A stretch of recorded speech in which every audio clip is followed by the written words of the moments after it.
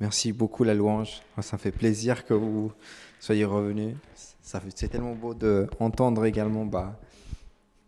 On a de la chance d'avoir un groupe de louanges. Ça, c'est super de voir également les chanteuses, Lou, Jadel, qui chantent. Moi, ça fait tellement plaisir. Bienvenue, Rolly. Du coup, alors, on va passer à le beau message qui vous attend ce soir. Je pense que vous savez très bien. Vous savez très bien qui c'est, qui va donner la parole. On le connaît tous très bien. Et je fais appel à José. José, tu peux venir? Ouais, José! Ah, vous vous attendiez pas, hein? Ah, lui non plus. Voilà, on va vous donner un très très beau message. Bien entendu, en fait, je fais appeler à notre cher ami Lou. Alors Lou, voilà, peut venir ici. Et bien entendu, José va avoir l'honneur. Il m'a dit qu'il voulait prier pour Lou. Du coup, moi je dis, José, sérieux? Écoute, José, moi ça me fait plaisir, José. Alors c'est parti, tu vas prier pour notre cher ami Lou, pour le beau message. Avec le micro. Ok. Yes.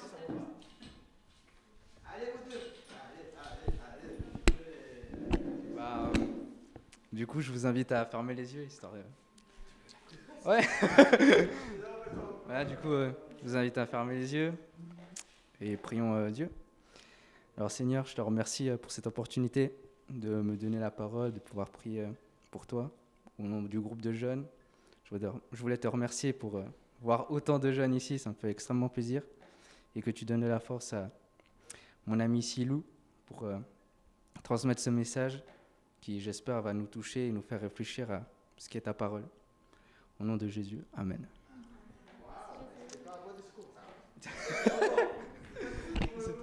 Du coup, cadeau. Merci. Ok, alors pendant que je m'installe, moi ce que j'aime bien c'est qu'on puisse tous avoir une Bible papier. Du coup là il y en a quelques-unes et je pense, Bastien, s'il en manque, tu peux peut-être en amener encore un peu. Je pense que c'est important qu'on apprenne à se familiariser avec la Bible physique parce que même si le téléphone c'est pratique, il faut qu'on ait le texte. Après je vous oblige à rien.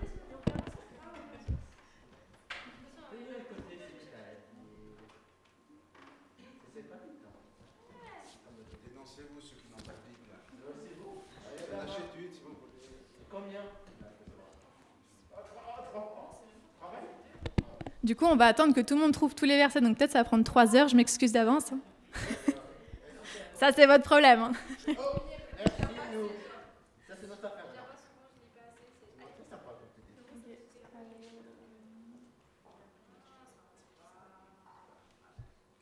Attendez.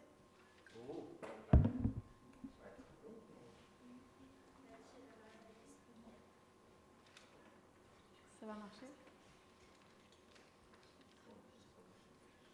Ça marche.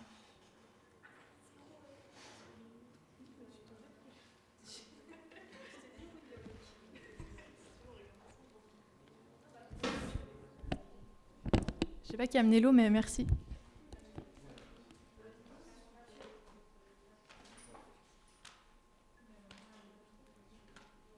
Ça filme déjà là, Jim?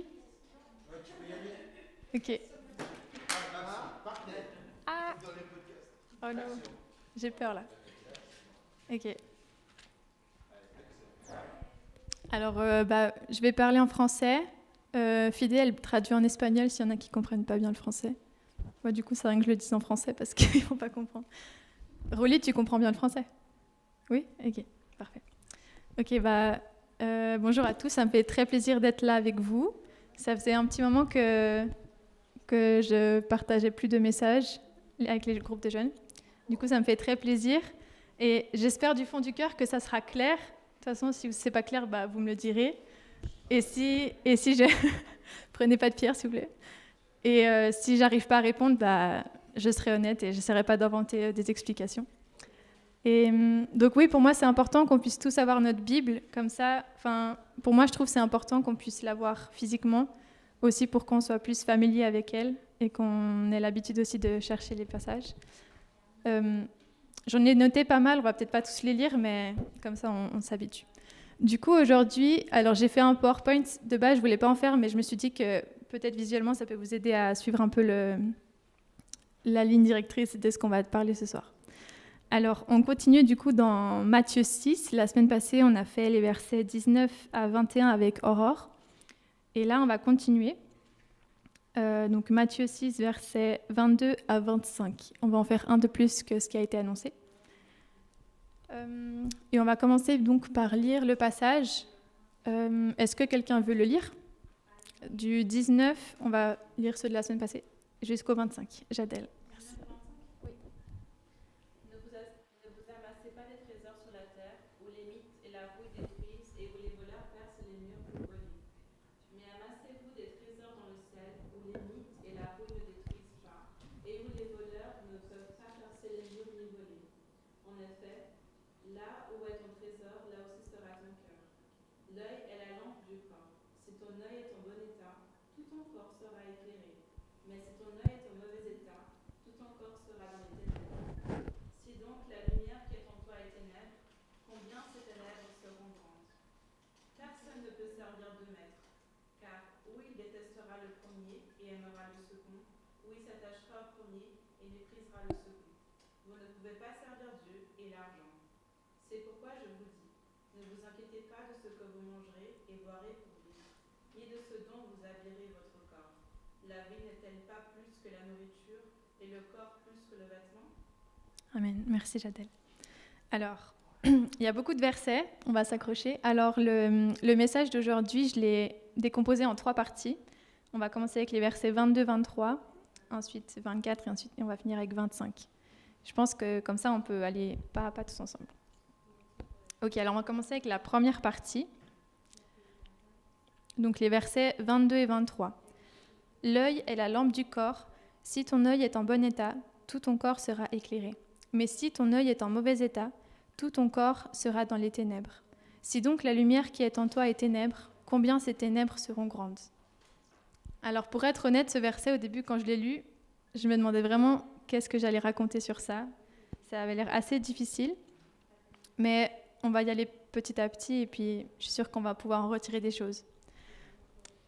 Je ne sais pas si vous l'avez remarqué, je pense que oui, mais une chose que Dieu aime beaucoup faire dans sa parole, c'est nous expliquer des réalités spirituelles à travers des choses qu'on connaît. Par exemple, l'armure du chrétien, elle est décrite avec l'épée, la cuirasse, le casque. C'est des choses qu'on connaît bien.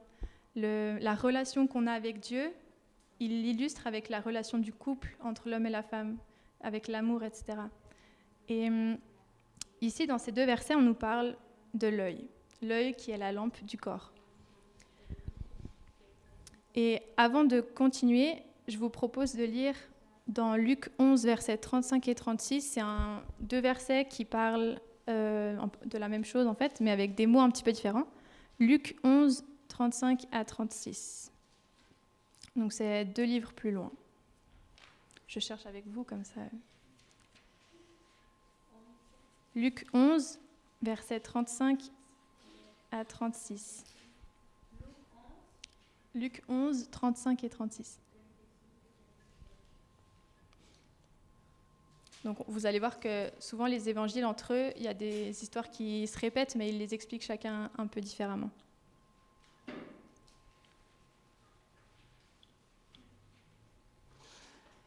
Alors les versets disent: Veille donc à ce que la lumière qui est en toi ne soit pas ténèbres. Si donc ton corps tout entier est éclairé, sans aucune partie dans les ténèbres, il sera entièrement éclairé comme lorsque la lampe t'éclaire de sa lueur. Ce que j'aime bien dans ce passage aussi, c'est qu'il nous parle de veiller. Veille donc à ce que la lumière qui est en toi ne soit pas ténèbres, et on voit que c'est quelque chose qu'on doit toujours garder. Donc ici, qu'est-ce que l'œil représente? Qu'est-ce que c'est l'œil qui est la lampe de notre corps? On sait déjà physiquement que nos yeux, comme on l'a vu aussi dans le jeu que Joseph il a proposé, que nos yeux ils nous permettent de guider tout notre corps. Ça veut dire que si je regarde à droite, je vois que là il y a un chemin, donc je sais que tout mon corps, je peux aller dans cette direction. Par contre, si je suis née aveugle ou malvoyante, c'est tout mon corps qui va être il va y avoir un handicap parce que je ne vais pas savoir qu'est-ce qu'il y a devant moi, est-ce que c'est dangereux ou pas, etc. Et donc c'est un peu la même idée. Tout comme nos yeux physiques nous permettent de voir ce qui se passe autour de nous, nos yeux spirituels, entre guillemets, ils nous permettent de voir des réalités spirituelles. Et lorsque nos yeux spirituels ils sont en bon état, on est capable en fait de comprendre la réalité qui nous entoure, la réalité spirituelle. On peut avoir du discernement sur les choses qui sont autour de nous. Est-ce que cette situation elle est bonne ou pas? Est-ce que c'est la vérité ou pas, ce que j'ai entendu? Et quand nos yeux ils sont en bon état, quand les choses qui sont autour de nous, on les voit avec du discernement, on voit qu'en fait les motivations qui sont en nous sont pures. Ça veut dire qu'il n'y a pas de tâches, il n'y a pas de choses qui biaisent, qui sont comme un voile devant nous. Et en général, la Bible, le mot qu'elle met sur ce qui peut être comme un voile devant nos yeux, c'est le péché. Mais au contraire, celui qui a les yeux en bon état, c'est celui qui suit la parole de Dieu et les enseignements de Jésus, qui est lui-même la lumière. Et on peut voir dans 2 passages ce qu'est la lumière dans la Bible. On voit déjà donc que la parole de Dieu elle-même, c'est la lumière, et on peut le voir dans le psaume 119, verset 105. C'est un passage qu'on connaît tous bien. Alors si vous voulez trouver les psaumes, il faut fermer la Bible et l'ouvrir en plein milieu, en général on tombe dessus. Donc psaume, peut-être vous allez tomber sur les proverbes, c'est juste après. Donc le psaume 119,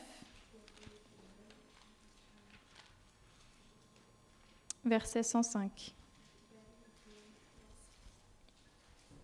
Alors c'est le plus long chapitre de la Bible. Psaume 119, verset 105.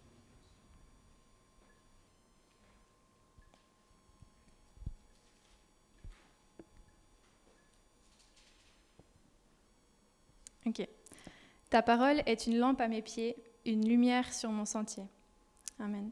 La parole de Dieu, c'est elle qui nous donne la vérité, c'est elle qui nous montre la direction pour nous accompagner dans tout notre chemin de vie chrétienne, en fait. Et c'est cette parole-là qui est comme une lampe qui nous éclaire. Et je ne sais pas si ça vous est déjà arrivé d'être dans une situation où vous vous sentez perdu ou autre, et tout d'un coup, vous lisez un passage, et c'est comme si Dieu vous répondait et vous disait « Ok, c'est ça que tu dois faire ». Peut-être avec une personne où on est fâché, ou je ne sais pas. Et tout d'un coup, tu lis le verset qui dit que l'ami aime en tout temps et dans le malheur, il est comme un frère, ou des choses comme ça. Et tout d'un coup, le passage, il nous parle et il nous montre comment est-ce qu'on doit agir. Et ce qui est intéressant aussi de voir, c'est que tout comme la parole de Dieu, c'est la vérité, et c'est cette lumière, il y a aussi d'autres paroles qui ne sont pas la vérité, qui ne sont pas lumière. Et c'est contre ça aussi qu'on doit faire attention, c'est que autour de nous, dans le monde, il y a énormément de choses. Dans les réseaux sociaux, on entend tellement de choses autour de nous, dans notre entourage, même des personnes peut-être qui peuvent être sages aux yeux du monde, mais on doit toujours revenir à la parole et ça doit être ça notre base en fait. Et on peut voir aussi dans la parole que Jésus lui-même se décrit comme la lumière. On peut le lire dans Jean 8, verset 12. Donc on retourne dans l'Évangile, dans le Nouveau Testament. C'est le 3e livre du Nouveau Testament. 4e, pardon. Jean 8, verset 12.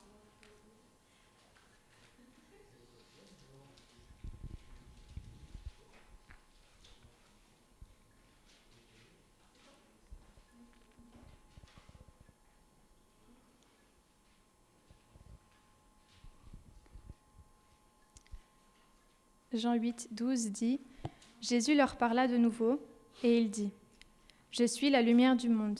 Celui qui me suit ne marchera pas dans les ténèbres, mais il aura au contraire la lumière de la vie. » Amen. Jésus est la lumière du monde. Et on peut lire aussi dans 1 Jean 2, verset 10. C'est tout à la fin, avant l'Apocalypse. 1 Jean chapitre 2, verset 10.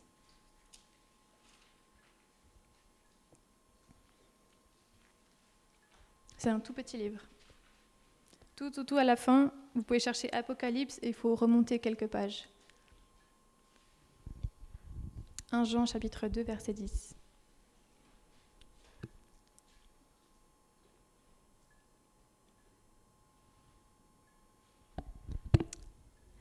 Et le verset dit « Celui qui aime son frère reste dans la lumière, et il y a en lui rien qui puisse le faire trébucher. » Amen.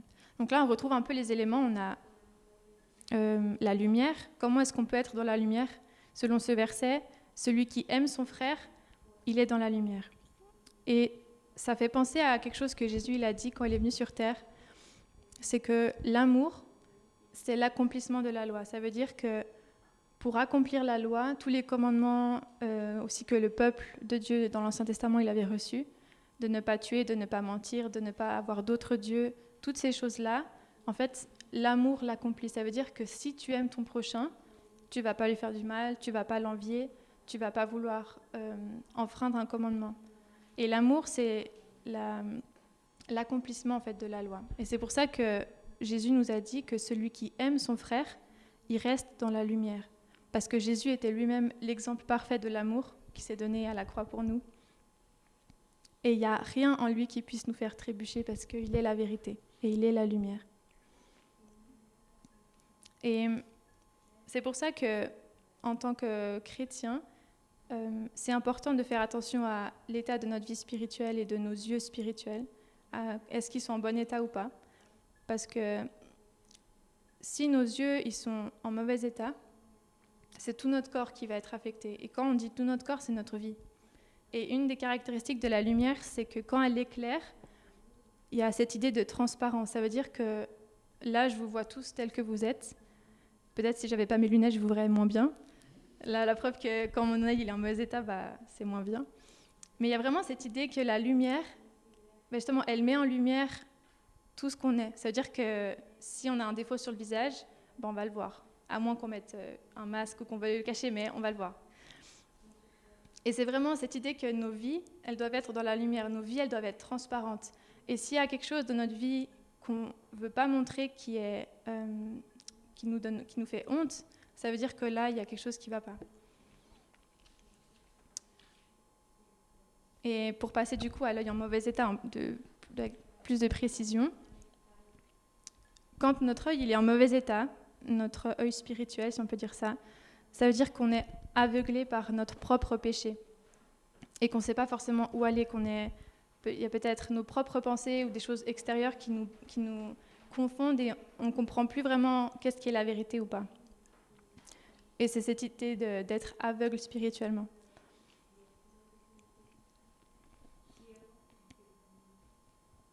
Quand on est dans les ténèbres spirituelles, quand nos yeux sont en mauvais état, ça veut dire qu'on n'est pas capable ou alors on ne veut pas voir, par orgueil, la réalité qui nous entoure et on va marcher dans le péché, on va rester dans ce péché-là.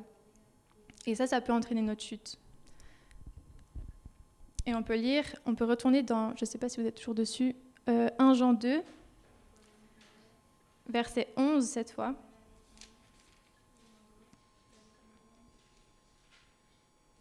Donc avant le verset 10, il nous a dit « Celui qui aime son frère reste dans la lumière et il n'y a en lui rien qui puisse le faire trébucher. » Et le 11, il nous dit « En revanche, celui qui déteste son frère est dans les ténèbres. Il marche dans les ténèbres sans savoir où il va, parce que les ténèbres ont aveuglé ses yeux. » Amen. Et moi, ça m'a fait penser, ce passage, à, on ne va pas le lire, mais cette parabole de la paille et de la poutre. Je ne sais pas si vous la connaissez, mais elle est assez connue. C'est l'idée que, mais toi, tu vois la paille dans l'œil de ton frère. Ça veut dire que tu vois son petit péché. Lui, il est toujours en retard. Hein. Il m'énerve, il est toujours en retard. C'est n'importe quoi, on ne peut jamais commencer à l'heure. Mais en fait, tu ne vois pas que dans ton propre œil, il y a une poutre. C'est-à-dire qu'elle est tellement énorme, on ne comprend même pas comment tu fais pour ne pas la voir toi-même. Et ça veut dire qu'en fait, on est tellement plus fort à voir « Ah ouais, lui, il ne s'est pas lavé les dents ce matin. Ça va pas. » Alors que toi-même, tu ne t'es pas lavé depuis 3 semaines peut-être. Et c'est une illustration pour dire que c'est toujours plus facile de voir ce qui ne va pas chez l'autre. Et on revient à l'idée de l'œil. Là, la paille qui est dans notre œil, ça illustre un péché qu'on peut avoir. Mais du coup, comment est-ce qu'on peut faire pour voir si on a quelque chose dans notre propre œil? Parce que peut-être si j'ai quelque chose sur la main, je vais le voir, mais mon œil, je ne peux pas le regarder. Enfin, je ne peux pas voir mon propre visage directement. Alors qu'est-ce que je peux utiliser pour voir comment je suis? Un miroir. Exactement. Et la Bible, elle en parle dans Jacques 1, 22 à 25, et je pense qu'il y en a plusieurs qui vont se reconnaître. Jacques, c'est un petit peu avant, c'est juste après Hébreu. Jacques 1, 22 à 25.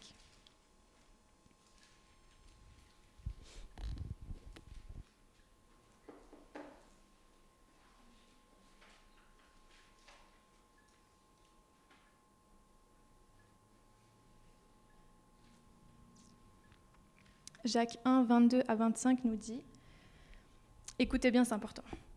Mettez en pratique la parole et ne vous contentez pas de l'écouter en vous trompant vous-même par de faux raisonnements. En effet, si quelqu'un écoute la parole et ne la met pas en pratique, il ressemble à un homme qui regarde son visage dans un miroir et qui, après s'être observé, s'en va et oublie aussitôt comment il était. Mais celui qui a plongé les regards dans la loi parfaite, la loi de la liberté, et qui a persévéré, celui qui n'a pas oublié ce qu'il a entendu mais qui se met au travail, celui-là sera heureux dans son activité. Amen. Donc on voit que de la même manière que nous, quand on se regarde dans notre miroir le matin et qu'on regarde, ok, mes cheveux, est-ce qu'ils sont bien faits? Est-ce que mon visage, il est propre? Ou est-ce que je me maquille comme ça ou comme ça? Eh bien, on doit porter d'autant plus d'attention sur notre vie spirituelle, nos yeux spirituels. Est-ce qu'il y a quelque chose qui ne va pas dans ma vie? Est-ce qu'il y a un péché qui reste, qui est coincé dans mon œil peut-être, et que je ne veux pas voir, ou bien qui me gêne et je n'arrive pas à m'en défaire? La Bible elle-même, c'est notre miroir. C'est elle qui va... en fait, quand tu lis la parole, peut-être qu'un jour, tu vas lire un passage et il ne va pas résonner en toi. Et tout d'un coup, tu vas être dans une situation très précise. Tu vas lire la Bible et tu vas te rendre compte qu'en fait, Dieu te parle. Et tu as l'impression en fait qu'il te parle à toi directement, que tu te vois dans la Bible, dans une histoire, dans une prêche de Jésus. Et quand tu réalises ça, c'est important que tu mettes le doigt sur ce qu'il y a dans ton œil. Est-ce qu'il y a un péché dans ma vie que je dois enlever? Parce que quand il y a ce péché-là, ça veut dire que tu marches, une partie de toi est dans les ténèbres. Et je ne sais pas si vous savez, mais il y a un groupe de personnes très très connues, mais ils avaient une mauvaise réputation dans la Bible, qui sont appelés des aveugles spirituels. C'est les pharisiens. À l'époque, c'était les spécialistes de la loi, c'était des gens c'était des responsables qui connaissaient parfaitement la loi, ils la connaissaient presque par cœur, ils appliquaient mot pour mot tout ce qu'ils devaient faire, etc. Mais Jésus, pourtant, il les appelle aveugles. Et on peut lire dans Matthieu, c'est le premier livre du Nouveau Testament, Matthieu 15,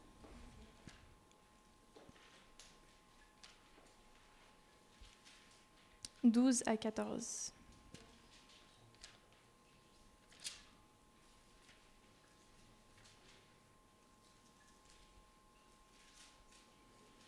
Donc là, il y a Jésus qui vient de parler au peuple, aux gens autour d'eux, à la foule.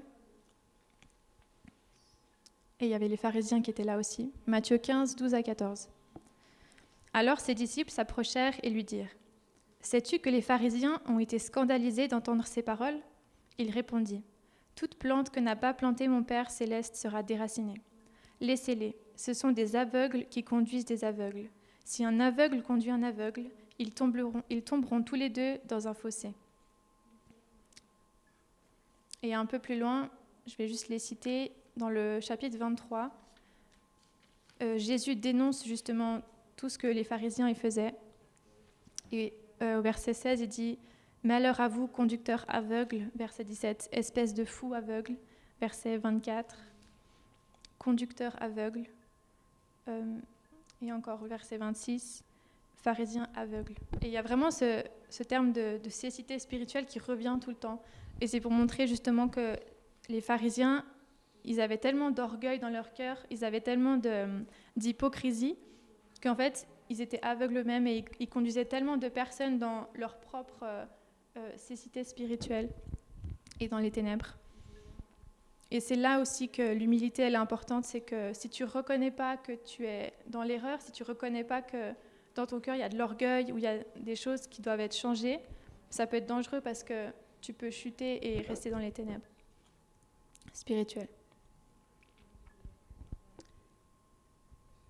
Alors, du coup, après chaque partie, enfin en tout cas les 2 premières, je te pose cette question de réflexion personnelle. Est-ce qu'il y a une partie de toi, de ta vie, qui est dans les ténèbres, qui résiste à la parole de Dieu, que tu veux cacher parce que tu en as honte, ou peut-être il y a de l'orgueil dans ton cœur, et du coup tu es en train de te dire, oui, ce message, il est pour mon voisin, c'est pour lui ça.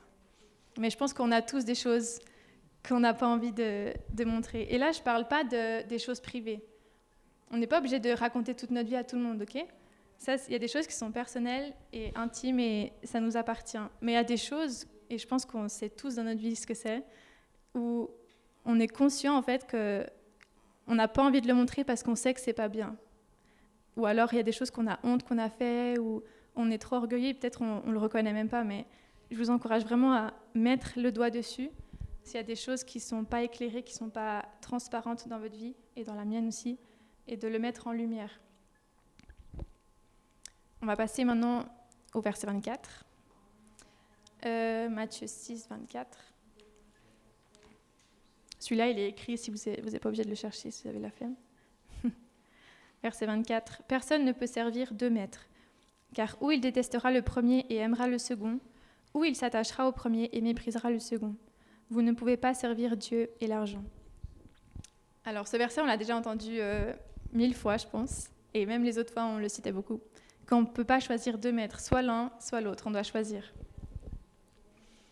Et là, on met Dieu ou l'argent.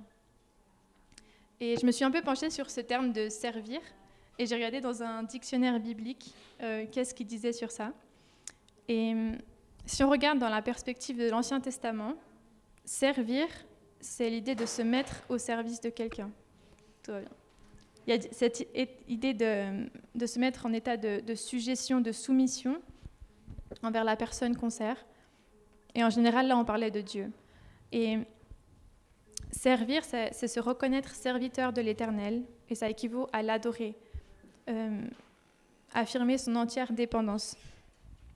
Donc servir, à ce moment-là, ça équivaut à rendre un culte, adorer. Donc c'est pas juste rendre un service, c'est vraiment profond. Et on sait que dans la Bible, et même il y a un péché, enfin tous les péchés, mais un péché que le peuple d'Israël faisait beaucoup et que Dieu détestait beaucoup, c'est l'idolâtrie. Et c'est quand son peuple sert d'autres dieux. Et lorsque un peuple ou nous-mêmes on sert un autre Dieu, ça veut dire qu'on l'adore. On se met dans cet état de soumission et il y a cette entière dépendance en fait.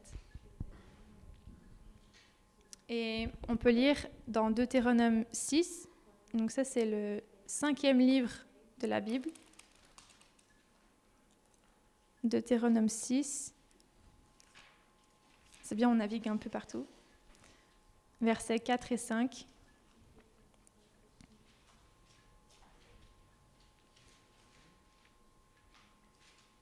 Si vous voulez, je vous apprendrai une chanson pour retenir les livres de la Bible dans l'ordre.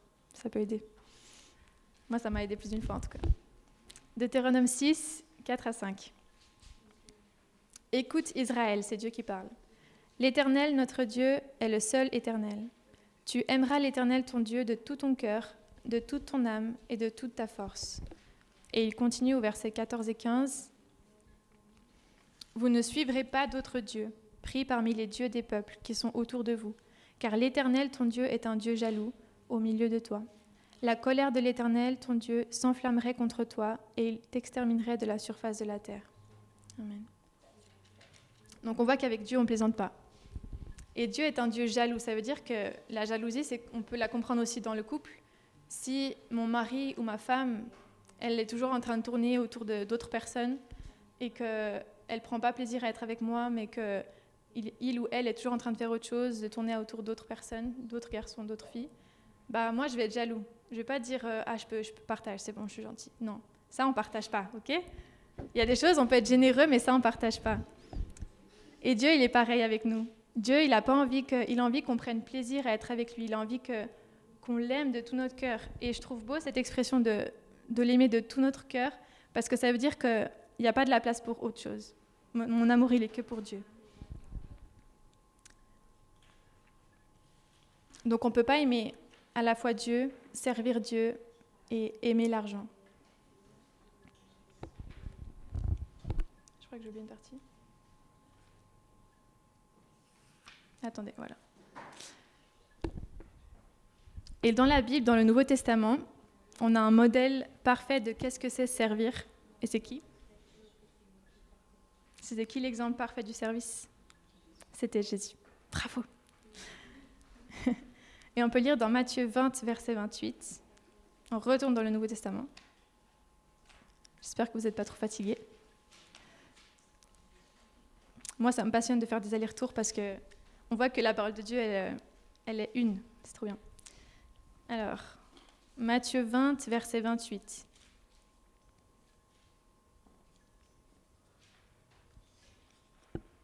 C'est ainsi que le Fils de l'homme est venu, non pour être servi, mais pour servir et donner sa vie en rançon pour beaucoup.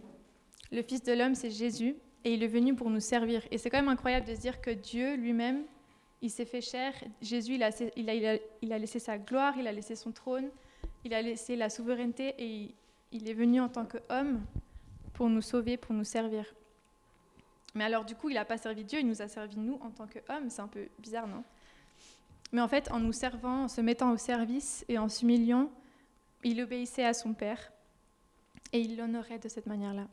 Et Jésus disait aussi que tout ce que vous faites en mon nom, c'est comme si c'est à moi que vous l'aviez fait. Donc, c'est-à-dire que si vous avez aidé une personne dans le besoin, si vous avez rendu un service à un frère, si vous l'avez accompagné à l'hôpital, ou peu importe ce que vous avez fait, si vous l'avez fait avec un cœur sincère et bon, c'est comme si vous l'aviez fait à moi.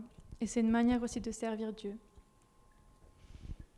Et j'aimerais qu'on lise ensemble, et là je pense que je vais attendre que tout le monde ait trouvé la page parce que c'est un passage clé dans Philippiens 2, versets 5 à 11, pardon. Et si vous voulez, il y en a un de vous qui peut le lire.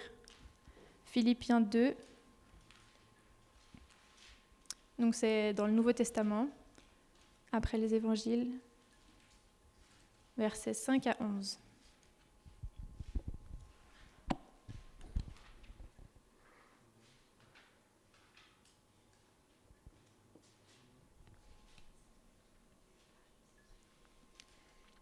Est-ce que quelqu'un veut le lire ?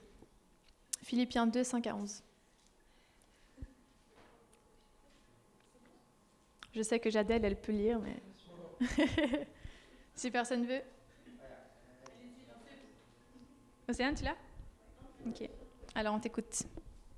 Ayez en vous les sentiments qui étaient en Jésus-Christ, existant en forme de Dieu, il n'a pas regardé son égalité avec Dieu comme une proie à arracher, mais il s'est dépouillé lui-même en prenant une forme de serviteur, en devenant semblable aux hommes, et il a paru comme un vrai homme.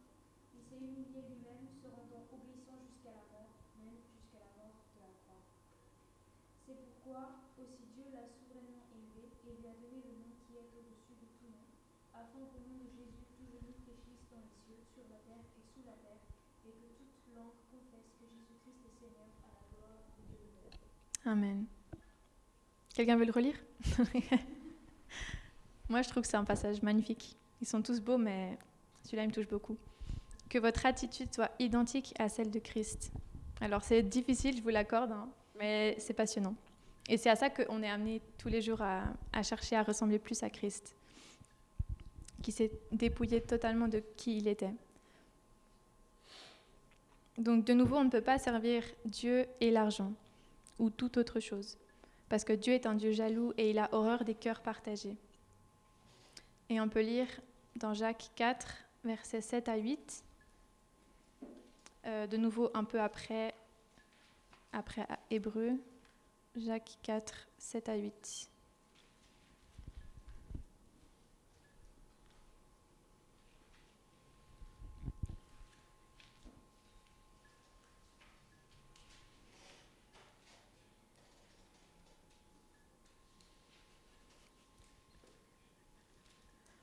Jacques 4, 7 à 8 nous dit « Soumettez-vous donc à Dieu, mais résistez au diable, et il fuira loin de vous. Approchez-vous de Dieu, et il s'approchera de vous. Nettoyez vos mains, pécheurs, purifiez vos cœurs, hommes partagés. » Amen. Je pense que ça nous est tous arrivé de vouloir faire plaisir à tout le monde et de vouloir plaire à Dieu, mais en même temps, il y a des choses qu'on aime faire. Mais là, on nous dit, soumettez-vous donc à Dieu. Ça veut dire, remettez-vous à Dieu, obéissez à Dieu, mais résistez au diable. Purifiez vos cœurs, hommes partagés. Dieu ne veut pas qu'on ait des cœurs partagés qui font un peu de ci, un peu de ça. Dieu veut qu'on soit à 100% pour lui, et ça ne veut pas dire qu'on ne va pas tomber, ça ne veut pas dire qu'on va être parfait, mais ça veut dire que je choisis de suivre Dieu. Et je laisse de côté, je laisse en second plan le reste. Et je pense que Salomon, je ne sais pas si vous savez qui c'est, mais c'était un des rois d'Israël et le fils de David, et c'était un homme qui est connu pour la sagesse qu'il a reçue de Dieu, parce qu'il sentait que pour gouverner sur un peuple tellement grand, il avait besoin de sagesse, et Dieu lui a donné cette sagesse. Et le livre d'Ecclésiaste, il est assez spécial. Alors, c'est peut-être bizarre de dire ça, je vous déconseille de lire si vous êtes en dépression ou si vous êtes très paresseux, parce qu'il va vous encourager à... Il faut comprendre Ecclésiaste, ok ? C'est pas un livre à lire à la légère. Mais ce que Salomon il a écrit dans ce livre, c'est assez beau, et ça rejoint ce qu'on est en train de parler en ce moment, que c'est important de ne pas s'attacher au plaisir de ce monde. Et pourquoi ? Et il va l'expliquer super bien dans Ecclésiaste 2, 9 à 11. On ne va pas le lire. Si vous voulez le regarder, vous pouvez, mais vous n'êtes pas obligé. Je vais vous le synthétiser. Et en fait, ce que Salomon nous dit, et ce qu'il faut savoir aussi, c'est que c'était un roi qui était très très riche. Il pouvait acquérir absolument tout ce qu'il voulait. Et dans ce passage, il nous dit qu'il n'a rien refusé à ses yeux. Ça veut dire que tout ce qu'il avait envie, il le faisait. Il y avait la joie, le vin, les folies, les maisons, les vignes, les jardins, les arbres fruitiers, les serviteurs, les bœufs, l'argent, l'or, les chanteurs, les concubines, donc les femmes. Tout ça, c'est quelque chose qu'il avait à cœur et il en a profité toute sa vie. Mais après coup, il s'est rendu compte d'une chose. Il a dit « Puis j'ai réfléchi à tout ce que mes mains avaient entrepris. » Et il a entrepris beaucoup de choses. À la peine que j'avais eue pour le faire. Et j'ai constaté que tout n'est que fumée et revient à poursuivre le vent. Et c'est des choses qui sont fortes, parce que si on se dit ok, en fait, au final, tout ce que je fais en ce moment, ça ne sert à rien. Ça ne sert à rien de travailler, ça ne sert à rien d'étudier, ça ne sert à rien de se nourrir. Enfin, tout ce que je fais, en fait, ça ne sert à rien, parce que tout va disparaître. Mais ce n'est pas ce que Dieu veut dire. Et on n'est pas de ce monde, mais on est dans ce monde. Ça veut dire qu'on est quand même censé travailler, parce qu'on ne peut pas vivre sans travailler, etc. Donc, ce n'est pas ce que le passage y dit. Et ça ne veut pas dire non plus qu'on doit encourager la paresse à ne rien faire. Mais il faut c'est plutôt une vision au niveau de notre cœur qu'on doit faire attention. Que toutes ces choses qui ne sont pas forcément mauvaises en soi, elles ne doivent jamais être notre but final. Elles ne doivent jamais être ce qu'on chérit le plus. Et on doit toujours être prudent avec ça, parce que c'est des choses qui peuvent venir et partir d'un coup, ou même à la fin de notre vie, on ne pourra pas l'emporter, comme on l'a vu aussi avec Aurore, que les trésors qu'on se fait sur la terre, ils vont rester sur terre. Et le risque dans toutes ces choses, c'est que d'une part, elles ne sont pas éternelles. Ça veut dire que si on met notre confiance en Dieu, en l'argent, pardon, ça veut dire qu'indirectement, on ne met pas notre confiance en Dieu. Ça veut dire qu'on se dit, voilà, moi j'ai mon compte en banque, il est bien rempli et je sais que pour au moins 15 ans, je suis tranquille et après on avisera. Non. Et je pense que c'est quelque chose qu'on doit aussi réfléchir. Donc, ces choses-là ne sont pas éternelles. Et d'autre part, le risque, c'est qu'elles prennent la place de Dieu, qu'on les mette avant Dieu. Mais Dieu nous dit que le monde y passe, que ça convoitise aussi, mais que celui qui fait la volonté de Dieu demeure éternellement.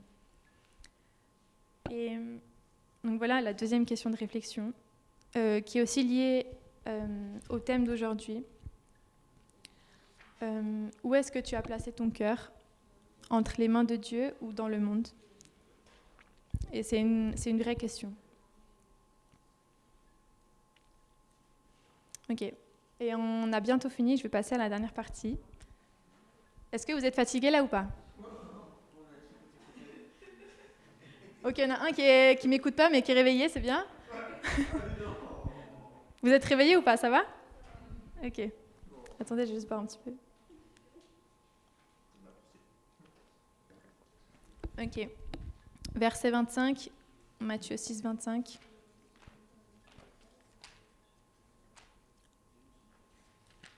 Je sais qu'il est écrit, mais j'aime bien chercher. Voilà. C'est pourquoi je vous dis, ne vous inquiétez pas de ce que vous mangerez et boirez pour vivre, ni de ce dont vous habillerez votre corps. La vie n'est-elle pas plus que la nourriture et le corps plus que le vêtement? Ne vous inquiétez de rien. Ne soyons pas dans une quête effrénée de l'argent pour être sûrs de ne manquer de rien. Et très souvent, on peut facilement se laisser emporter par cette soif d'avoir toujours plus, juste au cas où. Et on a toujours ce « oui, mais et si je perdais mon travail? Et si il y avait un drame? Et si j'avais un accident, je ne pouvais plus aller travailler ou plus gagner de l'argent ?» Et je me suis rendu compte que c'est des choses qu'il y avait dans mon cœur, dans mes pensées. Parce que ces derniers temps, on va dire, avant la fin du mois, c'est un peu le moment où on n'a plus trop de sous dans le porte-monnaie, en tout cas pour moi. Et des fois, j'avais tendance à dire non, mais je ne vais pas manger dehors aujourd'hui parce que je suis pauvre. Et je disais ça, je suis pauvre, alors que ce n'est pas vrai du tout. C'est juste que, je ne sais pas, j'avais besoin de cette... Je mettais indirectement ma confiance dans ce que j'avais dans mon porte-monnaie, alors que j'ai ce qu'il faut, je n'ai vraiment pas besoin de plus. Et c'est des choses peut-être qu'on dit en rigolant, mais au final, elles témoignent aussi de ce qu'on a dans le cœur. Parce que la bouche exprime ce dont le cœur est plein. Et pour la petite anecdote, Dieu est vraiment fidèle et il pourvoit à tout ce dont on en a besoin. Et une fois, il me l'a montré aussi, justement, dans une période où j'avais plus trop d'argent et j'avais besoin d'argent pour je ne sais plus ce que j'avais besoin.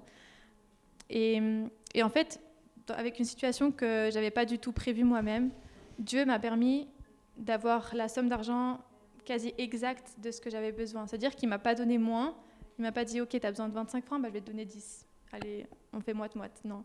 Il m'a donné vraiment l'argent que j'avais besoin à ce moment-là. Il ne m'a pas donné plus, il ne m'a pas donné moins. Et quand j'ai vu ça, j'étais là « Waouh, merci Seigneur. » Et ça m'a fait du bien. Et Dieu vraiment pourvoit à ce dont on a besoin. Mais il sait aussi qu'on est des êtres charnels et c'est pas parce que on ne doit pas se préoccuper des choses, de ce qu'on va manger, de ce qu'on va boire, de quoi on va se vêtir, que Dieu ne se préoccupe pas de ça. Dieu, il sait qu'on est sur terre et qu'on a besoin de s'habiller, on a besoin de se nourrir pour vivre. Et il va aussi pourvoir à ce niveau-là. Et on peut lire dans Philippiens 4, versets 6 à 7. Philippiens 4, donc de nouveau après les évangiles.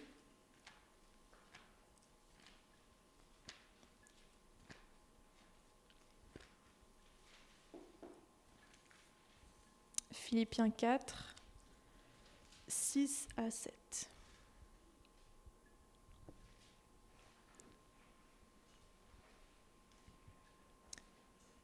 Ne vous inquiétez de rien, mais en toute chose, faites connaître vos besoins à Dieu par des prières et des supplications, dans une attitude de reconnaissance. Et la paix de Dieu qui dépasse tout ce que l'on peut comprendre gardera vos cœurs et vos pensées en Jésus-Christ. Amen. Il gardera vos cœurs.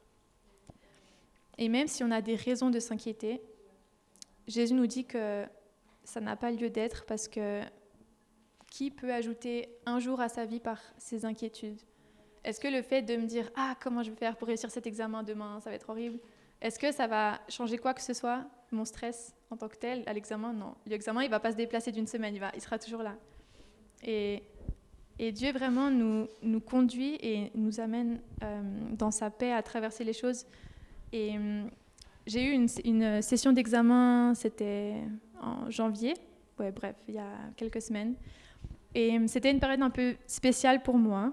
Je pense que dans quelques temps, je pourrais vous en témoigner plus en détail, mais en fait, j'étais tellement préoccupée par d'autres choses que mes examens que j'ai travaillé pour réussir, Mais c'est la première fois de ma vie où j'ai ressenti aucun stress pendant les révisions, pendant l'examen et pendant l'attente des notes. Je ne sais pas comment c'est possible parce que je ne suis pas du genre à ne pas stresser. Mais en fait, j'étais tellement préoccupée par d'autres choses, et c'était des choses de Dieu en plus. Je cherchais tellement Dieu, j'avais tellement besoin de réponses qu'en fait, Dieu il m'a dit, ok, là les examens, on ne va pas rajouter un truc en plus. Je vais t'accompagner et ça va aller. Et il m'a accompagnée d'une manière incroyable. Mais tout ça pour dire que quand on a des inquiétudes ou des choses qui sont difficiles, comme nous dit Philippiens, faites connaître à Dieu par des prières, par des supplications, ce dont vous avez besoin, et il prendra soin de vous.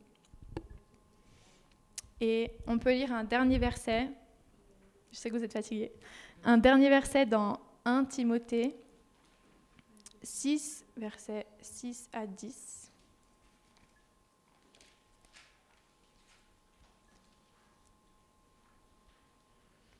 « 1 Timothée 6, versets 6 à 10. Et ce passage, il reprend un peu plusieurs éléments qu'on a vus aujourd'hui. Il nous dit « La piété est pourtant une grande source de profit quand on se contente de ce que l'on a. En effet, nous n'avons rien apporté dans le monde et il est évident que nous ne pouvons rien en emporter. Si donc nous avons de la nourriture et des vêtements, cela nous suffira. Quant à ceux qui veulent s'enrichir, ils tombent dans la tentation, dans un piège et dans une foule de désirs stupides et nuisibles qui plongent les hommes dans la ruine et provoquent leur perte. L'amour de l'argent est en effet à la racine de tous les maux. En s'y livrant, certains se sont égarés loin de la foi et se sont affligés eux-mêmes bien des tourments. » Amen. Je pense que là, ce qu'il faut retenir ici, c'est de savoir se contenter de ce qu'on a. Peut-être que Dieu va nous bénir avec beaucoup de biens matériels, et c'est tant mieux, c'est pas mauvais en soi, c'est bien. Mais ne mettons pas nos cœurs là. Et soyons reconnaissants pour ce qu'on a vécu. L'apôtre Paul, il a dit « Je sais vivre dans l'abondance et je sais vivre dans la pauvreté ». Et ce qui est un peu paradoxal, c'est que ceux qui veulent s'enrichir, au final, ils tombent dans une ruine, soit physique, concrète, soit spirituelle. Et pourquoi est-ce que dans les versets qu'on a lus tout à l'heure, il nous disait qu'on ne peut pas servir Dieu et l'argent? C'est que l'amour de l'argent, et je suis en train de terminer, c'est la racine de tous les maux. Ça veut dire que l'amour de l'argent peut mener à beaucoup de péchés, beaucoup de choses dans nos cœurs. Ça peut être l'envie, la jalousie, la soif de posséder, l'orgueil, l'égoïsme. Et toutes ces choses, Dieu, il ne les aime pas du tout. Et combien c'est difficile d'entrer pour un riche dans le royaume de Dieu. Alors, pour conclure, déjà, je vous remercie de m'avoir écouté jusque-là. Oui, c'était le but, mais le but, c'est pas de vous endormir non plus. Et alors, pour revenir au thème d'aujourd'hui, de mettre nos cœurs entre les mains de Dieu, je vous encourage vraiment à prendre soin de votre cœur, parce que de lui jaillissent les sources de la vie. Et mettons vraiment de l'énergie et du zèle et des efforts dans notre vie spirituelle. Comment est-ce que mes yeux spirituels y sont? Est-ce qu'il y a un péché qui est dans ma vie? Est-ce qu'il y a des choses dans mon cœur qui doivent être nettoyées? Et Dieu nous nettoie à travers sa parole, comme de l'eau, comme un feu. Et si Dieu nous met à l'épreuve avec le feu, est-ce que notre cœur il va brûler complètement? Ou est-ce qu'il va être pur comme de l'or et il va être authentique? Et oui, vraiment, laissons-nous transformer par Jésus.